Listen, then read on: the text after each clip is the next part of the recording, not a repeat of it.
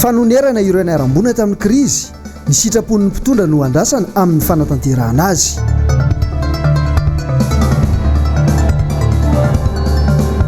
Lalana ceinture du Nord nosy be, potika tanteraka amin'izao fotoana.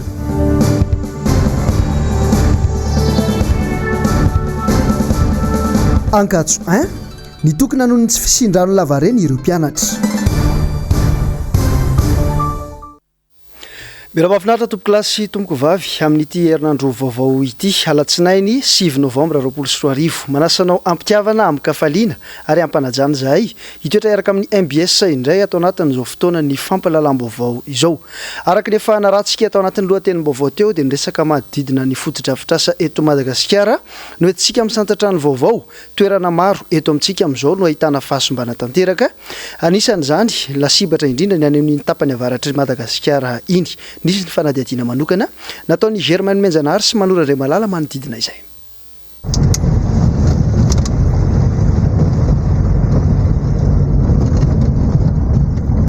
Tsy lalana aiza akory ity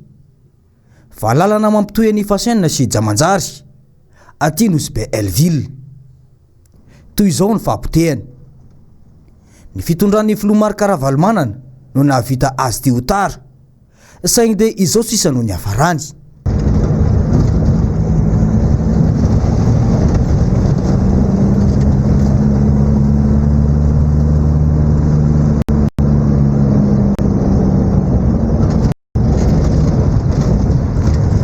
$50 tapitrisa tanoandy no lany ny fitondram-panjakana izay notariny Filomar Karavalmanana tamin'ny fanamboarana ity lalana ity. Saingy taoriny ny fanonganam-panjakana ny taona 2023 dia nininy mpitondra tsy ny kojakojaina intsony ity lalana ity. Itamaso fa tamin'ny fahatsarany lalagna teo aloha tena itamaso ary tangelangelana zany tena hita le fasahirana tato tena nisy. Tena sahirana mihitsy le vahoaka. Tena nagnadosy le fasahirana ny fahavitany tegna ravoravo mihitsy zahay tamin'ny fahavitany. Manomboko avy agny amin'ny ville nosy be mandalo Faseny, mandalo eto akaikin'ny Bifotaka dia modigny Jamanjary mandeha agny Andilagna bakeo mipody agny amin'ny ville vita Jamanjary. Ny fitondrana mitsinjo vahoaka dia manana ny atao hoe honnêteté intellectuelle ka tsy mahamenatra ny mpitondra ny manatsara ireo fotodrafitrasa eto Madagasikara izay nataon'ireo mpitondra ny fandimby teo aloha. Saingy ny hita aloha dia ny fampisehoana amin'ny Malagasy fa ny mpitondra ankehitriny ihany no mahavita azy. Izay no saritian'izy ireo apetraka. Ny ampo politika ve no ambony sa ny vahoaka? Fa manoloana ny tondrozotra na ny feuille de route mikasika ireo niarambona izay tokony honerana vokatry ny crise politika teto Madagasikara dia nisy ny fanadihadiana manokana nataon'ny mpanao gazetiny MBS manodidina izay androany teny avaratra tamin'ny Morateny. Toy izao sisa no ny hafaran'ireo fotodrafitrasa ny orinasa malagasy no ny etraketraka ny mpanongam-panjakana ny taona 2023. Nolazaina indray fa anana ny fanjakana trosa ity orinasa ity teo aloha teo. Ny voaka nefa ny marina. 1.4 miliara ariary ny ontra notakin'ny orinasa no ny fahampotena na azo azy tamin'ny taona 2023 io. Fifanarahana izay natao tany Maputo. Ny volana septambra lasa iny no nanatitra antotantaratasy fanamafisana ny fitakiana ny ampiarana ny feuille de route teny amin'ny CFM ity orinasa ity. Ity no teny nataon'ny filohan'ny CFM momba io androany. Dia araky ny voalazan'ny lalàna 2016-037 ao amin'ny andininy fa 7/50 dia mazava tsara fa ny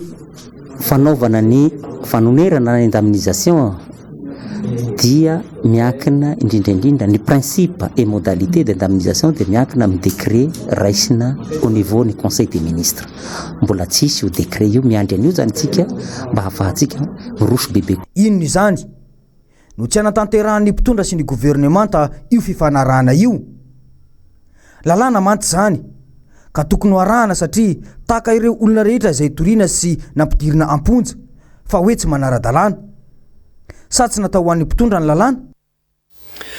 Mirara-kopana tato ato ny fanenjehanareo olona izay heverina fa avo feo ny amin'ny famosana ny marina misy eto amin'ny firenena mikasika ny ramatoa Clémence Alatsinainy dia nampiatsony ny teny amin'ny cybercriminalité indray androany ary toeny amin'ny fitsarana izany raharaha izany araka ity fanadihadiana eo amin'ny sariny andry rakoto malala ity. Ny sabotsy 7 novambra lasa teo dia vao antso teny amin'ny service de lutte contre la cybercriminalité anosy Clémence Alatsinainy. Mpanao gazety, mpanolontsaina ny tanàna ao anatin'ny lisitra IRK ary filohan'ny fikambanan'ny taxi eto Antananarivo. Androany dia nisy indray ny fampiatsona azy. Manjavozavo aminy anefa ny antony hitoriany ny be ny tanàna azy. Antony anankiroa zany no hitoriana ahy ety. Voalohany dia ny ekarako ny zavatra nambarako zany. Nandritra ny fotoana ny ekarako teo anivona hainao manjery tsy miankina anankiray raha niakatra tao zany ny tenako tao amin'io hainao manjery io tanatina fandarana mandeha isan'andro. Ny alin'ny 19 May 2024. Dia kanga angambontsika raha maheno an'izany hoe 19 May maninona androany Novambra vao mitory. Ary gaga ihany koa tsika hoe raha resaka ataontsika hoe lazaina fa ny zavatra ataontsika hoe nambarako mety tsy nankasitrahan'ny mpitory tao anatin'izany maninona raha nangataka teo anivon'izany hainao manjery zany nanaovana droit de réponse. Zay mantsy no fanaontsika tao anatin'ny sehatry ny safanaovan-gazety tsy marina izany filazana izany fa namoaka vaovao tsy marina nanala baraka an'izaniza tao anatin'izany ny karako tao anatin'izany fahitalavitra izay. Ankoatran'izay ny faharoa hitoriana ahy dia hoe nisy fivoriana notariako tao amin'ny fikambanan'ny taxi ny andro ny 30 May 2024 dia noraisiny feo zany fivoriana izany dia isan'ny narotsany hitoriana ahy aty amin'ny service de lutte contre la cybercriminalité. Dia fanontaniana ny apetrako zoa aviaiza alalana aviaiza ary iza no nanome fahazondalana amin'izany olona izany andray akafeo antsokosoko ny fivorian'ny taxi zany ary izy hoe fivorian'ny taxi amiko zany ny tena fandikan-dalàna ary ahivonina nitory amin'izany mihitsy koa izahay satria tsy rariny zany zavatra misy zany. Mihevitra ireo mpikambana ao anatin'ny fikambanan'ny taxi eto Antananarivo fa antso-jaiza ao atao amin'ny filohan'izy ireo zao ary fanampiana-bava ihany koa amin'ity mpanolontsaina ety izay manao ny andraikiny. Hijoro hatramin'ny farany izy ireo amin'ny fanohanana azy. Fandriamatoa ben'ny tanàna ave mba mieritreritra ny anao deuxième mandat sa tsy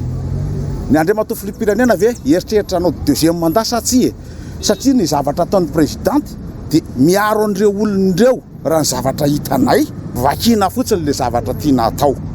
ka manohana sy makahery andriamatoa présidente foana izahay mpikambana atreto amin'ny zavatra izay mahazo azy. Hitanay le izy zavatra tsy rariny, hitanay fa misy zavatra tsy izy ao anatin'le izy ka dia matoky ny fitsarana moa zay satria hoe miandro ny valony fitsarana izay fa raha sanatria misy ny fiovanjavatra izahay tsy anaiky moramora izahay. Hatramin'izao dia mbola tsy mitsahatra ny fanenjehana ireo mpanao politika ataony eo anivon'ny fitondram-panjakana. Nivoaka mantsy ny vaovao fa prime ministre teo aloha anankiroa no enjehany lalàna amin'izao fotoana izao nanodikodimbola. Fanadihadiany Germaine Menjanahary rindratsary ny Mano Randriamalala. Manao ririn-datsa tsy tsaroana ny fitondrana mijoro ankehitriny. Miezaka mampiseho amin'ny vahoaka malagasy fa madio tanteraka izy ireo. Any ka enjehina avokoa ireo mpitantana izay nahitana klema teo aloha. Raha tsy ahivina nefa dia isan'ny nametraka fitoriana ho an'ny filohan'ny repoblika ankehitriny io ny filoha Albert Zafy no ny Rara Andramena. Ny président transition zay président république amizao ny toriny nandefa ny regny bois de rose ta Singapour regny ary manana profond zany CRN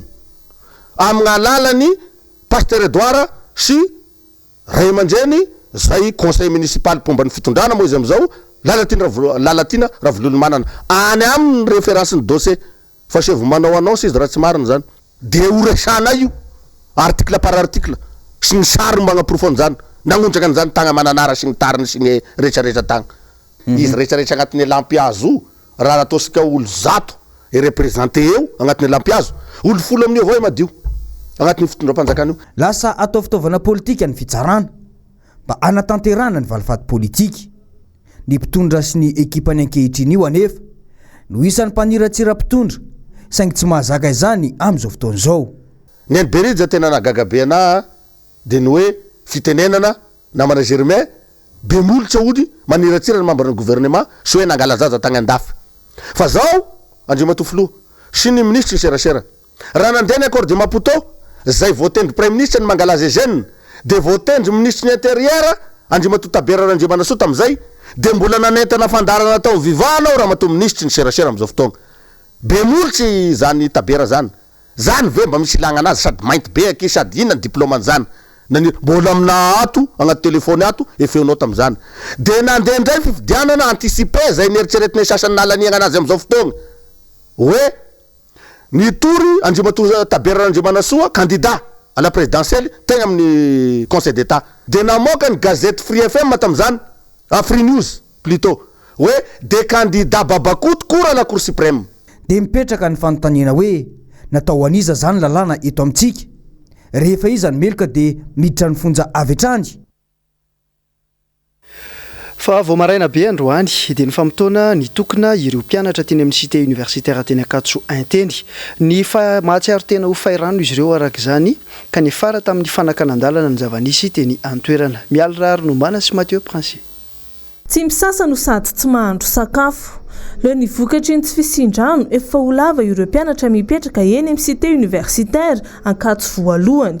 nanapa-kevitra ny hanao fitokonana izy ireo io maraina io anairana ireo tompon'andraikitra isan-tsokajy ny voakasika amin'izany bloc 3 amin'ireo bloc 7 antoerana no fantatra fa mijaly tanteraka amin'izay tsy fisindrano izay raha manodidina ny 20 eo farafahakely no isan'ny mpianatra mipetraka amin'ny bloc iray vinavinaina ho 700 izany ireo mpianatra fahirano tanteraka adiny 2 ihany farafahabetsany no mandeha ny rano ao anatin'ny iray andro tapaka foana ny rano misy fotoana ary hoe mandritra ny 2 semaines de tena tsisy rano mihitsy ny aty efa nifampiresaka tamin'ny administration any zay nanao resaka databatra fa hodiny zareo tsy hita le zavatra zany fa manao zao fetsiketsehana zao zay noho ny tsy fisiny rano efa nandritry ny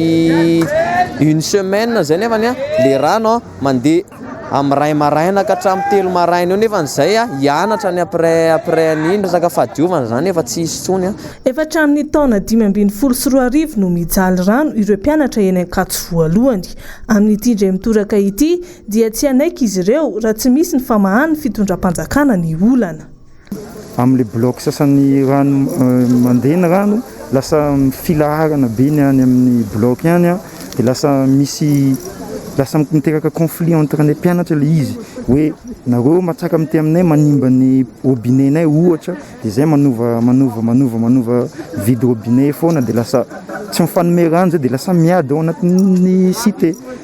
ialana an'izay mihitsy zay mahatonga ny amitaky ny zoanay zao hoe mba alefasy le rano azafady indrindra tompoko sady nitanay am'le izy ane ny manodidina ny Akatso misy mandeha le rano fa ny amin'ny bloc mihitsy ny tsy azonay fa maninona tsy mandeha matetika moa tenen'izao hoe resaka pression le izy resaka pression ary ialany tompona anjaikitra ao amin'ny croix andro angalana foana hoe tsy voavahanay io fa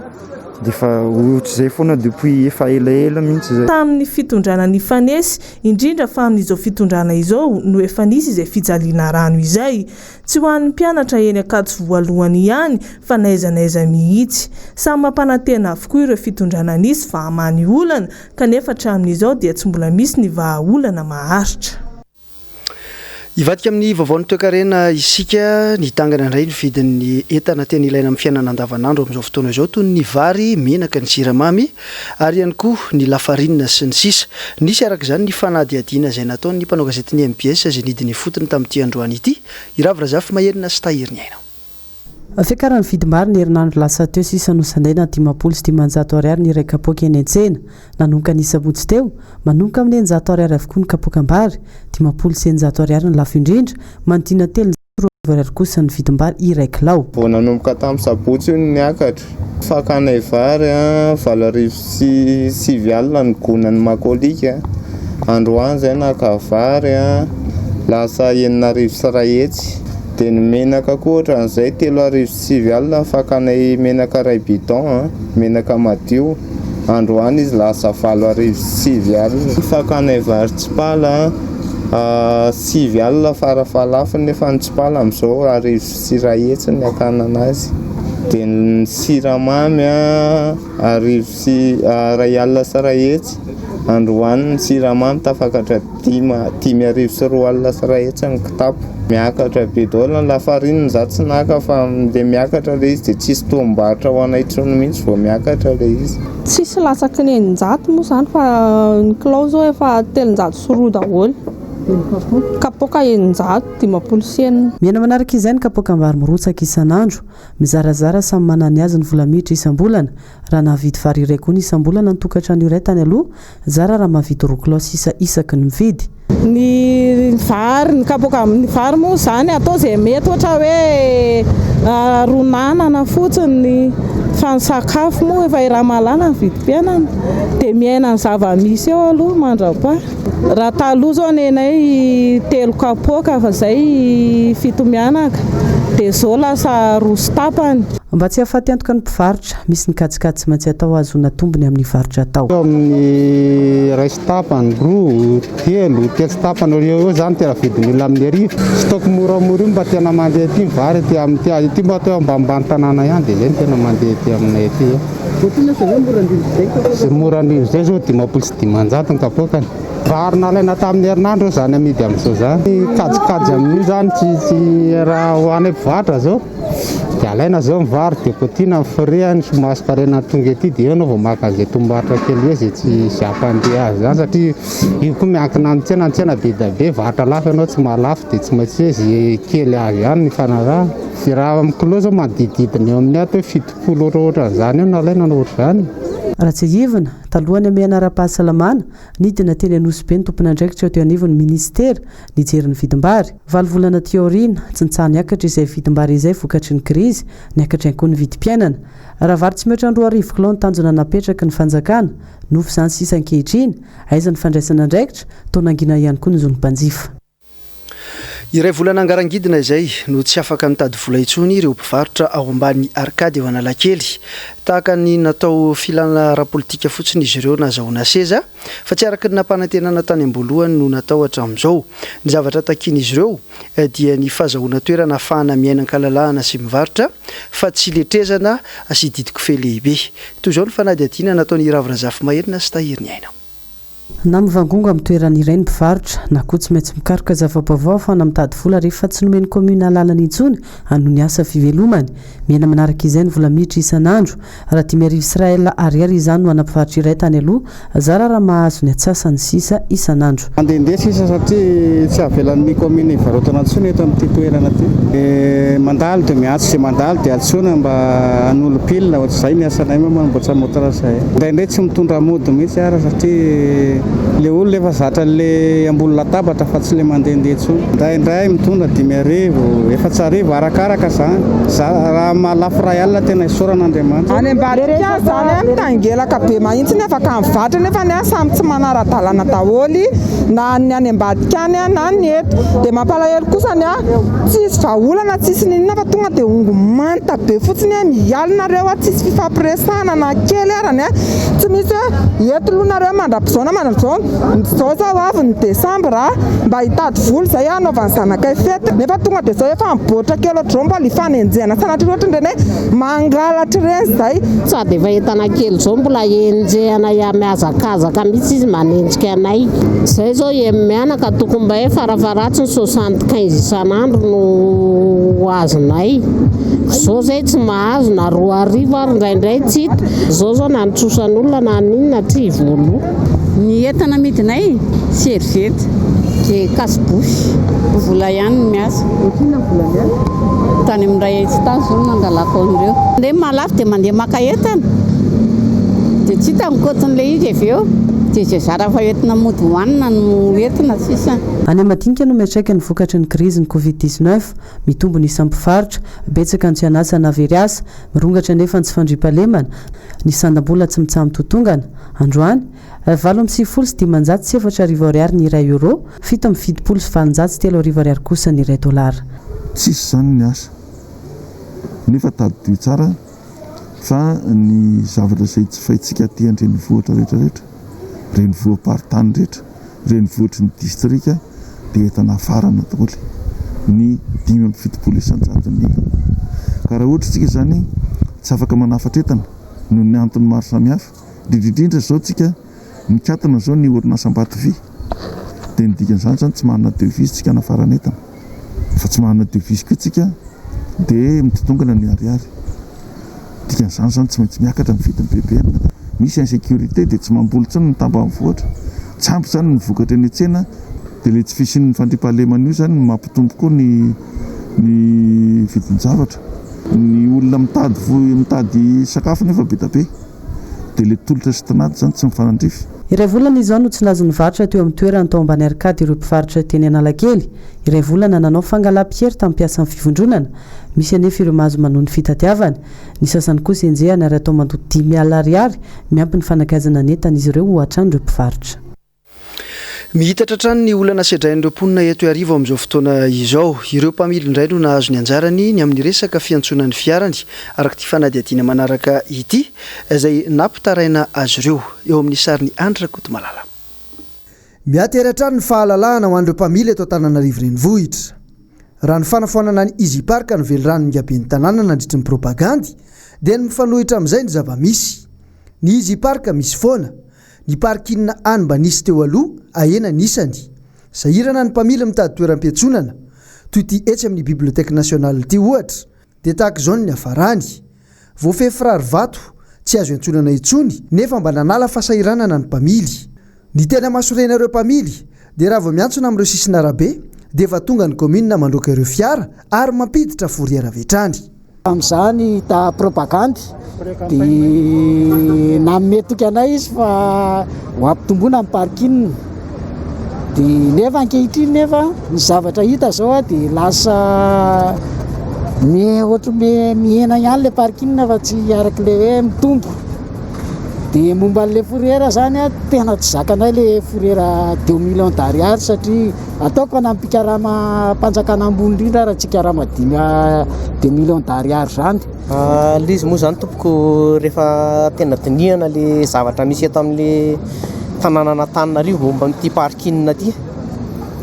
sy le foriera dia tsapa hoe tena mavesatra ary tena tsy zakan'ny olona mihitsy le izy satria ny antony raha tsy hijery fa tsy amin'ity biblioteka fotsiny zany zao zay amin'ny parking izy zao dia neminena zany le parking lasa tsy afaka hipetrahana nefa nireny parking payanty ary ka raha ohatra ka hoe tratra ny sazy zany zay dia ataoko hoe mety amidy hatramin'ny tômôbila raha tsy voalohanay tsy voalohanay mihitsy zany le sazy ny tena marina. Rehefa lasa station interdit toalera ny parking efa nisy dia fohanana indray ka aloha mba hiverina amin'ny mpampiasa lalana le parking ety Anosy rehefa tompoka ety manodidina ny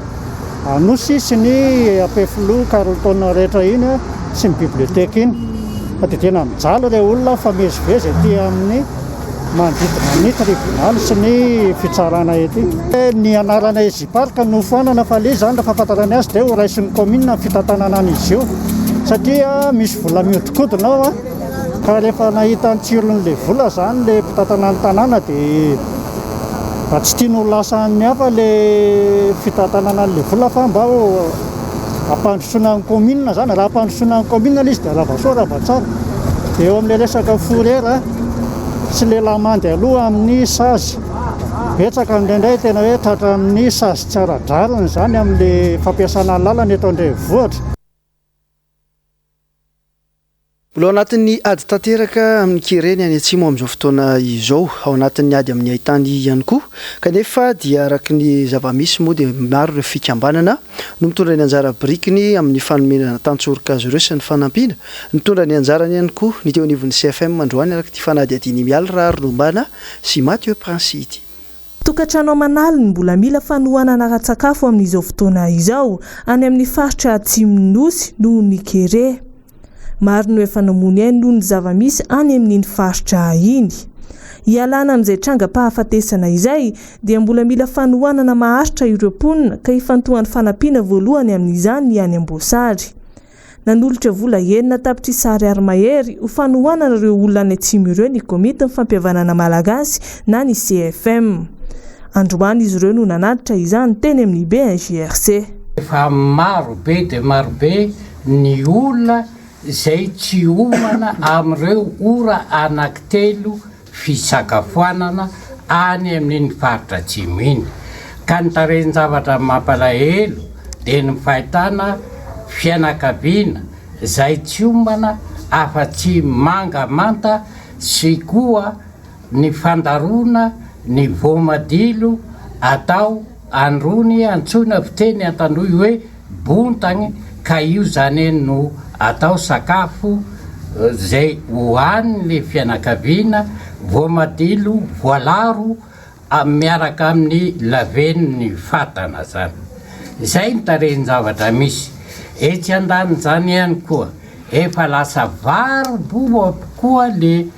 biby fiompy no aren'olona zany ka le ataontsika hoe le osy zay navotana teo eo tamin'ny 3 hetsy lasa vidina enalina tsy ray hetsy ankehitriny ary le vanditrosy zay tokony 250 lasa 125 000 no ividianana azy any antoerana amin'izao fotoana zao fa voazana lehibe zany zanako vavy no miatra amin'ireo piraitanandrazana amintsika na dia eo aza ireo fanampiana avy amin'ny fikambanana maro dia tsy mamany olany KERE any ATSIMO izany fa vonjy tavanandro fotsiny ihany mila mametraka vahaolana maharitra sy mitoetra ny fitondram-panjakana hiadiana tanteraka amin'ity KERE ity. Voaresaka matetika tatoato ny resaka momba ny kolotsaina sy ny fitoavana malagasy akoatra ireo politika ireo mpandalan'ny fomban-drazana dia naneho hevitra ihany koa androany teny andavamambateny ireo mpandinika ny toetra mampietsika fanadihadiana eo amin'ny sariny Andry Rakotomalala. Mahery vaika ny rivotra hoentin'ny fanatontoloana eto Madagasikara. Betsaka amin'ny kolotsaina sy ny fomba amam-panao no manomboka very anjavona amin'izao. Miainga avy amin'ny fahalalam-pomba-tsotra na hafantarana ny malagasy ka hatramin'ny vakoka izay heverina fa lehibe indrindra no atarafana izany. Eto Madagasikara zany be mihitsy ny kolotsaintsika manomboka very ka raha tsy isika tsirairay no nieritreritra hoe inona no mba tsy avery an'ity nefa isika koa tsy afaka olon'olony rery hoe ny anay eto Madagasikara ihany no izy fa ny an'ny sasany tsy izy. Efa misy kolotsaina eto dia tafidirana kolotsaina vaovao dia zay ray alehany na ny kolotsainao potika tanteraka dia ny an'ny hafa tonga iny no hita amin'ny vaingana dia zay natao hoe déculturation. Fa raha ohatra kosa tonga ny kolotsaina vahiny avy any ivelany dia ohatra ny hoe somary miatsara velatsy ihany ianao mandray kely ny avy any ivelany nefa ny anao koa tsy arinao dia zay natao hoe aculturenao tsy tena very tanteraka zany le kolotsaina fa mba misy tavela ao aminao ao zany. Araka ny hevitry ity mpanabe ity dia tontolo anankiroa tsy azo hidivirana ny kolotsaina eto an-toerana sy ny an'ny vahiny kanefa raha ny zava-misy amin'izao fotoana dia ina ny mety ahafaty tanteraka ny kolotsaina malagasy raha tsy misy ny fandraisana andraikitra. Ika koa lany tsy manana kolotsaina pira zany efa malaza koa ny atao interculturalité tsy maintsy mifandona na mifanaraka na misy fifampidirany kolotsaina maromaro ao aminao zany misy kolotsaina maro lafy ao aminao ao zany fa tsy anankiray fotsiny tsisy tony hoe pure zany hoe tanteraka zany tsisy tony zany efa irahantsika mahalala ny atao hoe kolotsaina zavatra koloina ao anatin'ny saina tsy hita maso zany fa ny vokany iny hitantsika maso aty ivelany kolokoloina zany ao an-tsainao ohatra hoe fomba fiarabana efa miaraba ny olona dia hoe mandray tanana dia efa nivokany zany rehefa andraisa tanana an'izay mifanoroka dia efa nivokany zay fa tenenina ao an-tsaina hoe mba ho raisy ny taranaka hoe rehefa mifampiaraba dia toy izao natao. Voasambotra rehefa nazahoana loharanom-baovao marina avy amina olon-tsotra tsara sitrapo ilay lehilahy izay misandoka andraikitra ho komisaira araka ny fanadihadiana natao androany dia nampiantso mpanao gazety teny tsara lalana-teny moa ny teo anivon'ny commissariat central araka ty fanadihadiana mialy rarino ambana sy Mathieu Prince ity.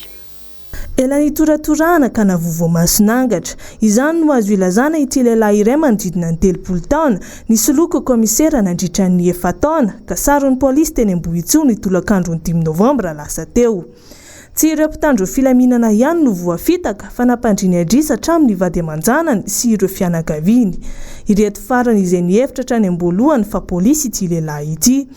Akoatra ny basy vita teto atoerana izay mitovy tanteraka amin'ny fitaovam-piadiana tena izy dia tratra tany amin'ity lehilahy ity ihany koa ireo fanamiana maro fampiasany rehefa manao ny asa ratsiny. dia nisy olona tsara sitrapo nilaza taminay fa misy olona mampiay any amin'ny faritry ny deuxième eny manao fanamina mpitandro polisy pirenena milanja gradina commissaire de police mihitsy mandeha manao kety mitaky vola man'olona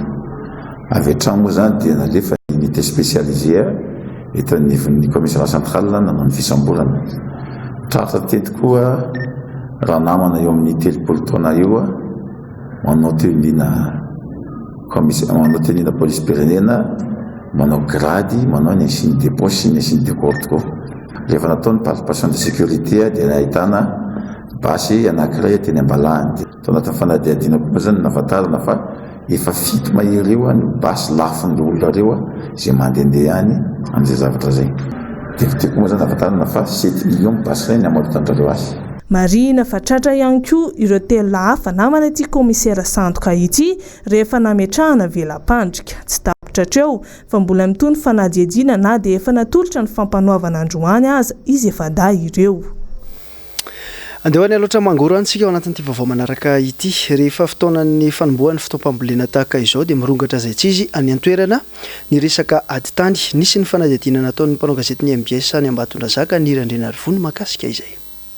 Omfolo no voatazana eo anivon'ny abattoir ny commune Ambonivohitra Ambatondrazaka noho ny disatisa olana aratany teo anivon'ny zanapotsy miara-mijaka ao anatin'ny commune Ambanivohitra Manakambeny Andrefana iny roa herinandro teo izay no nitsangana ity disatisa ity roa herinandro ihany koa no voasazy ny omby eo anivony izay commune Ambonivohitra Ambatondrazaka izay mampametrim-panontaniana ireo tomponombo moa izao zava-misy izao ny zavatra mahagagany izay raha fa tany amin'ny commandant dia commandant teny hoe mandalova ary amin'ny procureur